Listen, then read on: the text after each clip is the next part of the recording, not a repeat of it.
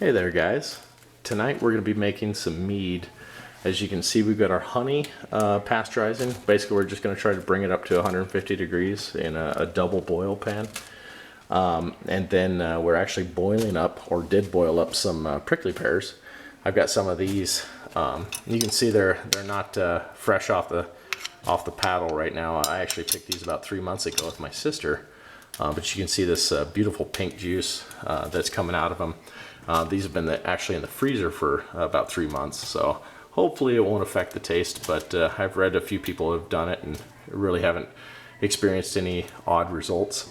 But anyway, so they go from that super pink juice to almost like a pink lemonade, and they end up turning out almost completely pale. When we put these in the fermenter, they're pretty much gonna, all that's gonna be strained out, and it's just gonna be the pink lemonade looking stuff, just the juice. So let's go and look at our ingredients. We're just going to use a ale pail, a fermenter bucket for the primary fermentation, and then the secondary we're going to go and do the glass carboy. I got a couple of these 1 gallons. I'm going to try a little bit different recipes. The recipe that we're using is actually originally from Dave Spalding, but we're going off the Charlie Papazian recipe from the Joy of Homebrewing book.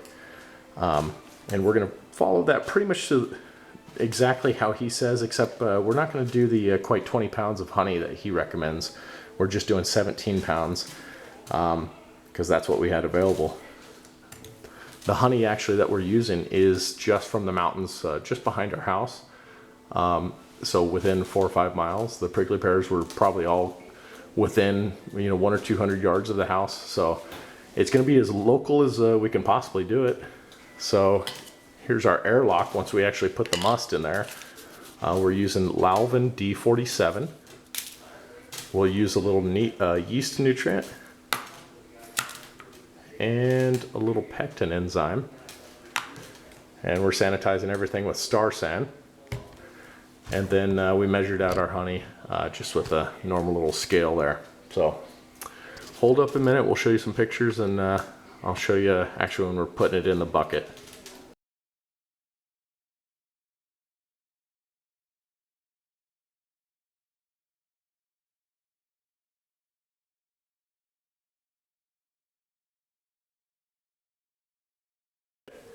We'll just strain it. We've already let it cool and added a little bit of the distilled water just to cool it down a little bit more.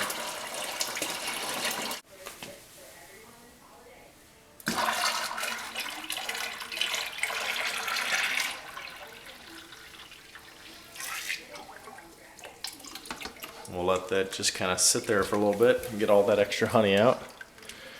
And we're going to add some water and then the yeast.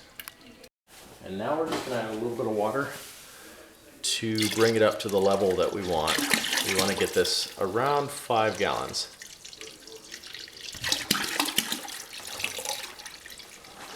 Try not to splash it. This water is actually going to help cool the must down a little bit so we can put the yeast in where it's not too hot.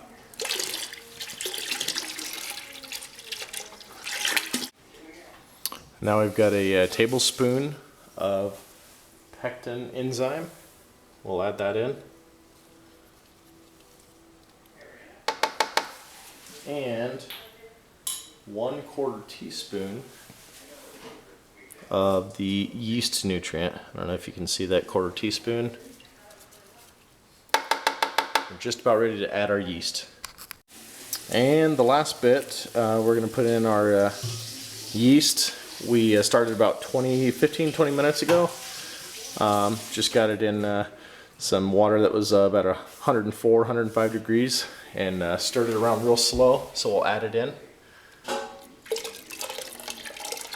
And after we add this in, we're gonna stir it real good, get it mixed up, and then we're gonna add our airlock and our topper. Alright, well here's the last step of the first phase. It's been a couple days, and as you can see, the airlock is finally bubbling away. It initially wasn't, so I added some tape around here. I think it was actually the excess gas was coming out through the lid, which is not a huge problem. I wanted to be able to actually see the airlock working.